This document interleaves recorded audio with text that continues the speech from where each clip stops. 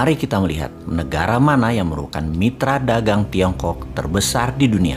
Apakah Amerika? Uni Eropa? Bukan. ASEAN adalah mitra perdagangan Tiongkok terbesar, nomor 1. Apa artinya data ini bagi kita? Secara prinsip dagang, artinya Tiongkok mendapatkan keuntungan terbesar dari ASEAN. Catat ya, Tiongkok tidak akan dagang kalau tidak untung. Di dalam bernegara, kita harus dapat pastikan dan harus Anda ketahui, ini pelajaran bernegara. Tidak ada yang namanya friendship atau sesama negara itu berteman. Karena pada dasarnya, di ujung-ujungnya, setiap negara selalu mementingkan nation interest negara masing-masing. Ini yang perlu berkali-kali kita ingatkan.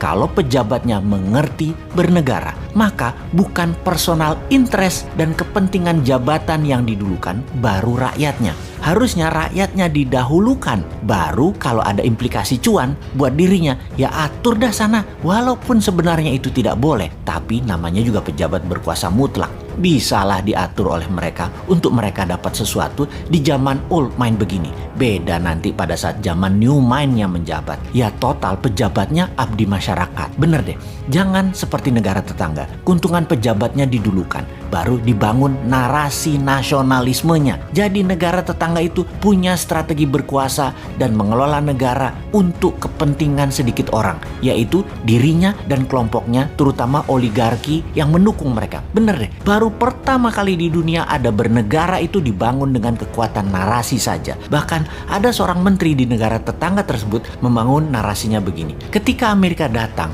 ke mereka, pejabat Amerika itu berkata betapa jeleknya komunis Tiongkok dan strategi negara Tiongkok kepada banyak negara. Kalian, negara tetangga tersebut ya maksudnya, harus selalu bersama Amerika. Tapi begitu Amerika balik ke negaranya, gak ada apa-apa yang dikasih sama Amerika ke negara tersebut. Sementara dengan Tiongkok berkata, kamu ke Tiongkok saja. Sepertinya kalian tuh perlu banyak jembatan, pelabuhan, jalan tol, bandara, kereta api. Sini, kami yang bangun. Gak perlu uang, kami sediakan. Yang penting nanti kalian nyicil ya, bayarnya ya. Kalau kalian gak ada uang juga untuk nyicil bayarnya, gampang. Bisa pakai sumber daya alam kalian dan tenaga kerja kami bisa kerja dengan aman di negara kalian. Jangan dihalangi, nanti kami gak invest lagi di negara kalian. Dan pejabat negara tersebut membantu penuh dengan ketaatan mutlak ke Tiongkok. Ini cerita negara tetangga, juga dengar dari bisik-bisik tetangga. Kagum rupanya pejabat tadi dengan Tiongkok, yang memang hebat sih fakta strategi bernegaranya. Misalnya ya, perbedaan Tiongkok dengan Amerika lainnya lagi adalah Amerika membangun pesawat F-35 itu biayanya sekitar 1,7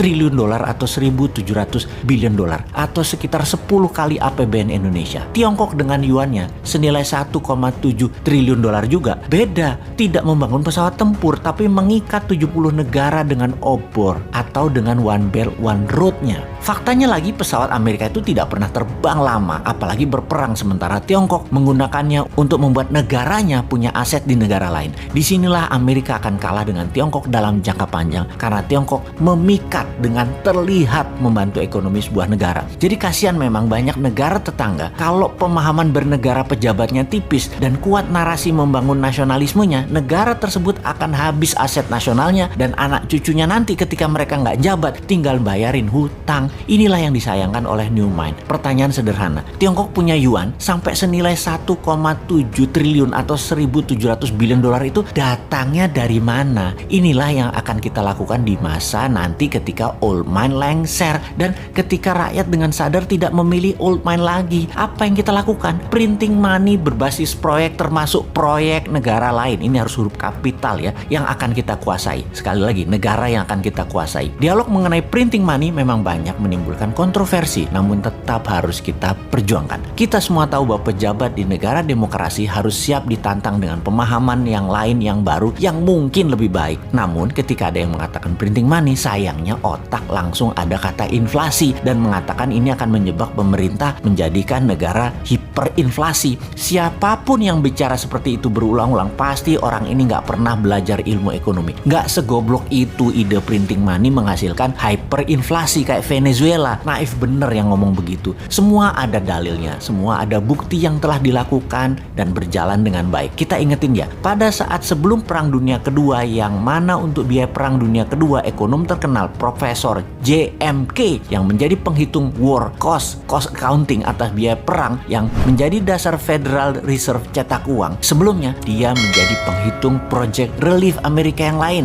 yang membuat Amerika keluar dari Great Depression. Profesor JMK juga menghitung dan membangun Amerika berbasis infrastruktur statis jalan bebas hambatan di tahun 1933 dan 1936 dalam pemerintahan FDR, Franklin Roosevelt. Juga berbarengan infrastruktur dinamis membangun industri permesinan, yaitu kendaraan bermotor, pembangkit listrik, dan alat-alat kebutuhan rumah tangga. Dana tersebut dari mana? Cetak uang berbasis proyek yang bernama New Deal. Program ini memiliki moto 3R, Relief, Recovery, dan Reform. Fokus program ini diadakan untuk mengatasi pengangguran dan kemiskinan, pemulihan ekonomi ke level wajar, dan pengaturan ulang sistem ekonomi agar depresi tidak kembali terulang. Dua peristiwa tadi, New Deal FDR untuk Amerika keluar dari depresi dan memenangkan perang, adalah strategi printing money. Oke, sekarang ke Amerika. Bosen-bosen deh lu bolak-balik ke Amerika, tapi namanya belajar ya nggak apa-apa diulangi lagi. Karena tidak ada yang namanya keunggulan di dunia ini. Yang ada hanya pengulangan, alias kalau mau unggul maka ulangi.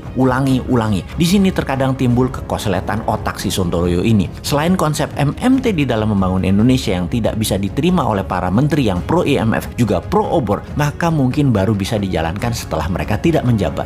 New Mind sangat menyayangkan ketidakberanian mereka saat ini, mengingat mereka masih 3 tahun lagi berkuasa. Terlambatnya Indonesia untuk tidak miring ke Tiongkok dan berdikari, sungguh hal ini membuang-buang waktu Indonesia selama 3 tahun ke depan. Belum bisa mulai untuk menjadi negara terbesar di dunia. Atau mungkin mereka memang tidak mau dicatat sejarah sebagai pejuang kedaulatan Indonesia berikutnya. Mereka maunya dicatat sebagai orang yang manut dengan IMF dan obor Tiongkok. Ya, nggak apa-apa juga, nama juga pilihan hidup kok. Oke. Jadi, ada baiknya kita ambil program New Deal ala Amerika ini untuk Indonesia. Kita akan printing money untuk membangun seperti apa yang Amerika lakukan tahun 33 sampai tahun 42, seperti Tiongkok bangun tahun 89 sampai 2009, ditambah lagi kita adopsi New Deal-nya Stephanie Kelton untuk yang punya konsep printing money ini. Apa konsepnya? MMT-nya New Mind, ada SWF, printing money, TINA, Tiara, dan sekarang ditambah Green MMT. Kita perang dengan perusak alam serta perang dengan globalis yang menggunakan virus. Jadi kita akan membela kesehatan dunia. Kita akan pimpin dunia untuk lingkungan hidup, kesehatan, atau pro-life strategi. Ini pasti dilawan keras oleh globalis cabal yang anti-life, tidak pro-life. Cabalis mendukung nuklir, uranium, fosil oil, batu bara, virus COVID yang meluas dan merusak lingkungan lainnya, termasuk perang bedil-bedilan seperti yang terjadi di Timur Tengah saat ini. Jadi kembali ke printing money. Masih bilang inflasi, tak tutup endasmu.